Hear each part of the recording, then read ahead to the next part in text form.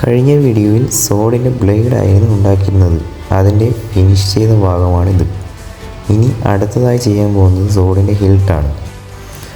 ലൈഫിൽ എന്തെങ്കിലും മോശമായ ഒരു കാര്യം സംഭവിച്ചാൽ അതിനെ മറ്റൊരു രീതിയിൽ പ്രയോജനപ്പെടുത്താൻ സാധിച്ചാൽ എങ്ങനെയുണ്ടാവും?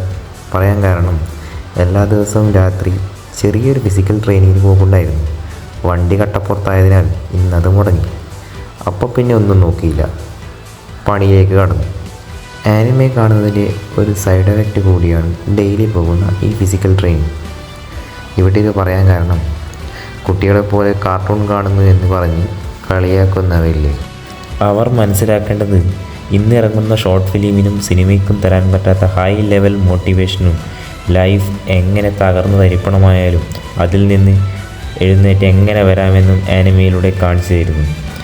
ആനിമയിൽ കാണുന്ന ഓരോ കഥാപാത്രങ്ങളും നമ്മളുടെ ചുറ്റിലും കാണുന്ന മനുഷ്യരുമായി സാമ്യതകൾ ഏറെയാണ്. അപ്പോൾ എൻ്റർടൈൻമെൻറ്റിന് പുറമേ പ്രയോജനകരമായ കുറേ ഇൻഫർമേഷൻ ആനിമയിലൂടെ ലഭിക്കുമ്പോൾ അത് കാണാതെ പോകുന്നത് ഒരു നഷ്ടം തന്നെയല്ലേ?